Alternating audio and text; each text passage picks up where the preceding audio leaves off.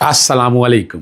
मोहम्मद अज़ीज़ सिद्दीक अपने programme political diaries के साथ हाज़िर खिदमत है। सियासी गहमा गहमी बहुत तेज़ हो गई है। मैं ख़बर दे दूँ आपको, असा हुन तुर जाना है, दिन रह गए ने थोड़े। इस हुकूमत का ठहना जाना ठहर गया, सुबह गया या शाम गया, और तैयारी हो चुकी है सामान पैक करने की। शहबाज शरीफ को भी ये बता दिया गया है, शहबाज शरीफ को भी आगाही हो गई है कि उसकी हुकूमत अब उसके हाथ में न रही है, उसकी गिरफ्त ढीली हो गई है। तारीख़ी तौर पर कोई भी हुकूमत इतनी जल्दी गिरफ्त ढीली हो जाए, ये पाकिस्तानी तारीख़ में नहीं नज़र आया। हम इसमें कोई शक नहीं है कि एस्टैब्लिशमेंट हावी रहती है। हाँ, मैं आगे चलने से पहले बताता चलूँ, चैनल सब्सक्राइब कीजिएगा, लाइक कर दीजिएगा, कमेंट्स कर दीजिएगा। फायरवॉल ने सत्यानाश किया हुआ है, और फायरवॉल के लिए मैं आज कौन सी दरख्वास्तें दायर कर रहा हूँ वो मैं, और इंटरनेट के लिए मैं कौन सी दरख्वास्तें दायर कर रहा हूँ वो दोनों मैं आपके साथ मैं अभी प्रोग्राम के दूसरे हिस्से में शेयर करूँगा।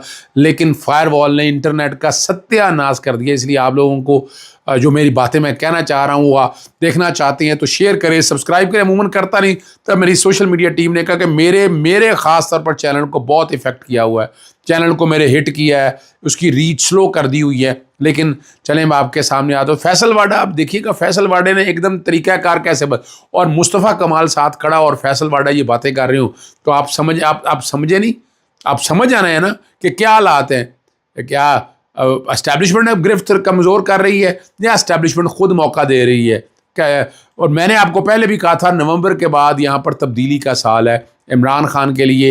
इमरान खान अभी इक़्तिदार में आते या नहीं आते, लेकिन तब्दीली का साल ये मौजूद है कि यहाँ तब्दीली होनी है। 3 मॉडल डिस्कस हो रहे हैं। एक तो है कि शहबाज शरीफ को हटाकर मोहसिन नकवी, शाहिद खाकान अब्बासी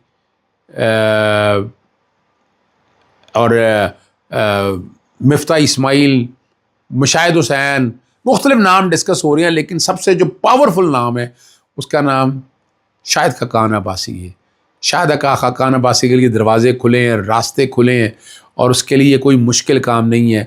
वो देखें तरीक़ाकार क्या है, चूँकि वो इस पर MNA नहीं है, लेकिन वो वज़ीर बन सकते हैं, वज़ीर आज भी बन सकते हैं, वज़ीर बनने में कोई रुकावट नहीं है। 6 महीने के अंदर अंदर आपको इलेक्शन लड़ना है, आप 6 महीने के अंदर अंदर इलेक्शन लड़ सकते हैं, और उसके लिए आपके लिए दरवाज़े खुले हैं। और क्या दिया रहा है, आज एक इस्तीफ़ा दिलवाएं, इलेक्शन कराएं फ़ौरन, 2 महीने के अंदर अंदर आप सीट पे बन के वज़ीर आज़म, MNA आ जाएंगे तो आप वज़ीर आज़म बन सकेंगे। दूसरी जो ऑप्शन जो चली आ रही है वो मोहसिन नकवी बड़ा ज़ोर से कर रहा है, लेकिन यहाँ बिलावल भुट्टो वज़ीर आज़म बनना चाहते हैं। बिलावल भुट्टो ने अपनी, और पाकिस्तान पीपल्स पार्टी ने मोहसिन नकवी को यहाँ तक आसफ़ ज़रदारी साहब लेकर आए। आसफ़ ज़रदारी साहब भूलने वाले नहीं है चीज़ें, आसफ़ ज़रदारी साहब सवाल ही पैदा नहीं होता कि अपने बेटे के सामने आ जाए। लेकिन पीपल्स पार्टी में जो बिलावल की जो पॉलिसीज़ हैं वो पॉलिसीज़ अब हरफ़ तनकीद बन रही हैं। पीपल्स पार्टी लेफ़्ट की जमात थी, लेकिन वो इस हद तक एस्टैब्लिशमेंट के नीचे लग चुकी है, या एस्टैब्लिशमेंट की बातें इतनी मान चुकी है कि उस पार्टी की वो पोजीशन रही नहीं है। वरना तो यानी फौरी तौर पर बातें माननी चाहिए थी ना, वरना नाज नखरे करके सारी बातें मनवा सकते थे। आपके सामने मैंने जैसे रात के प्रोग्राम में मौलाना फजलुर रहमान के हवाले से बताया, मौलाना फजलुर रहमान अपनी बात मनवाने का गुर जानता है, वो जानता है प्रेशर कैसे डालना है। यानी ये कोशिश तो हो रही है, बताया भी जा रहा है, सारे वज़न भी ले रहे हैं। तो मैंने इसलिए कह रहा था कि पॉलिटिकल स्पेस कम होती जा रही है, इस पॉलिटिकल स्पेस को कम नहीं होना चाहिए। अब देखना ये है कि क्या करते हैं। पाकिस्तान तहरीक इंसाफ को अब स्ट्रेटजी अपनी वाज़ेह करनी पड़ेगी। पाकिस्तान तहरीक इंसाफ को अब खुल के सामने आना पड़ेगा, और उसके लिए ग्रैंड अलाइज की मैं बात कर रहा हूँ बार बार। और आपको देखें, जहाँ आप एहतजाजी सियासत नहीं छोड़नी, याद रखिएगा पाकिस्तान तहरीक इंसाफ ने अगर एहतजाजी सियासत छोड़ दी तो पाकिस्तान तहरीक इंसाफ बहुत पीछे चली जाएगी। एहतजाजी सियासत जारी रखनी है, लेकिन साथ साथ डायलॉग के लिए ग्रैंड डायलॉग की बात करें। मौलाना फजलुर रहमान से फौरी मिलना चाहिए। महमूद खान अचकज़ई साहब को अब दोबारा एक्टिवेट करें कि वो तहरीक तहफ़्फ़ुज़ आईन पाकिस्तान को आगे लेकर चले। वो आगे लेकर चलेगी तो हालात बनेंगे तो रास्ते बनेंगे, स्पेस बनेगी। और अब इमरान खान के हवाले से मज़ीद आगे केसेस जो बनना है ना, वो जो जितने बनाने थे वो केस बना दिए हैं। अब केस आगे चलने वाली बात है, मैं नहीं देख रहा वो केस आगे चल सके, जो कि 26 नवंबर वाला मामला वो आगे है कल। और इसमें मैंने पहले भी एक बात कही थी और मैं बार बार दोहराता हूँ, कोई भी अंदराज मुकदमा की दरख्वास्त जो है लाहिकीन दे सकता है, आकर दरख्वास्त दे सकता है। अंदराज मुकदमा की दरख्वास्त दी और मुकदमा दर्ज हो जाएगा, कोई देर की बात नहीं है, कोई मसला नहीं है, कोई प्रॉब्लम नहीं है। साथ साथ दूसरी बात जो है, अंदराज मुकदमा के अलावा अगर आप चलते हैं तो इस्तगासा दायर हो सकता है। कोई لوائقین آئیں گے، پولیس مقدمہ درج نہیں کر رہی، استغاثہ دائر کر دیں آپ، استغاثہ کی ریمیڈی آپ کے پاس ہے۔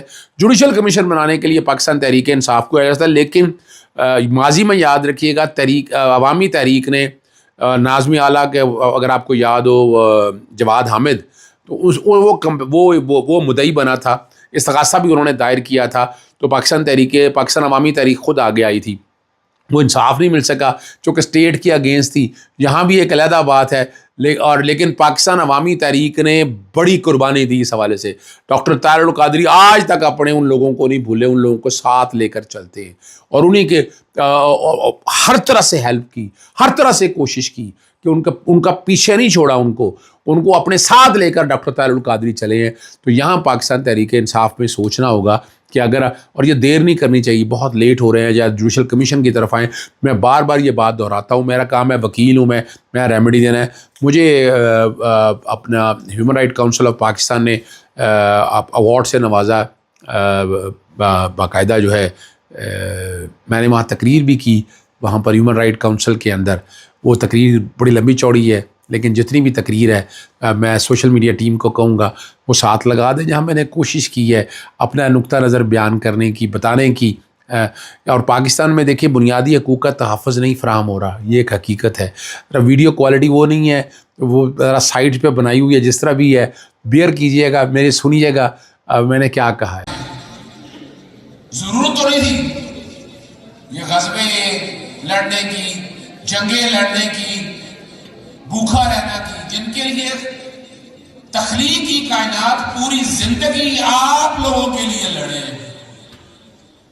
ہاتھ آپ لوگوں کے لیے اٹھائے، مغفرت کے لیے، کوششیں عوام کے لیے کی۔ صرف وہی نہیں ہے، فلسفہ حسینیت بھی اگر سمجھیں آپ تو آپ لوگوں کو سمجھ آ جائے گی وہ کیا ہے۔ محمد عزت صدیق ایڈوکیٹ کو اگر وہ جانتا ہے تو وہ پاکستانی ہونے کے ناطے جانتا ہے۔ عمران خان صاحب کے ساتھ وقت گزارنے کا بڑا ایک تکلیف دہ حالات رہے، تو 9 مہینے باہر گزارنے پڑے، تو باخدا قسماً کہہ رہا ہوں میرے ملک جیسا ملک نہیں ہے، میرے ملک کے جیسی عوام نہیں ہے۔ آسائشیں ہوں گی، آسانیاں ہوں گی، لیکن جو مملکت پاکستان ہے وہ پاکستانی ہے۔ اس کی آزادی کو، اس کی اہمیت کو سمجھیے گا۔ اس وقت جو مشکلات چل رہی ہیں وہ اپنی جگہ ہے، لیکن یاد رکھیے گا یہ ملک ہے تو ہم ہیں، ہمیں اس کے لیے آواز اٹھانی ہے۔ یہ عمران خان یا باقی اس وقت کسی کی ذاتی جنگ نہیں ہے، وہ آپ لوگوں کے لیے لڑ رہا ہے، آپ لوگوں کے لیے کوشش کر رہا ہے۔ کتنی قربانیاں دی ہیں آپ لوگوں نے، میں بہت قریب دیکھ رہا ہوں ان چیزوں کو۔ یاد رکھیے گا کسی کے لیے بھلا کریں، رب آپ کے لیے بھلا کرے گا۔ میری تو کوشش یہی ہے کہ جتنا ہیومن رائٹس کے لیے کام کر سکتے ہیں، بہت سے کام کیے ہیں۔ آج آپ تعلیم مفت میں دیکھ رہے ہیں، 20 سال لگے ہیں اس تک پہنچنے میں۔ ماحول کے حوالے سے دیکھیں آپ، ہیلتھ کے حوالے سے دیکھیں آپ، پھر عام انسانوں کے حوالے سے کہ انصاف لینے کے لیے کتنی دغدغ کرنی پڑتی ہے۔ تو اس طرح کی حوصلہ افزائی ضروری ہے۔ ہم نے تو ایک وقت گزار لیا ہے، یہ حوصلہ افزائی ہے جو آگے لے کر آئے گی لوگوں کو اور قوم کو۔ بہت شکریہ جی، آپ نے سن لیا، میں اجازت چاہتا ہوں۔ السلام علیکم، اللہ حافظ، پاکستان زندہ باد۔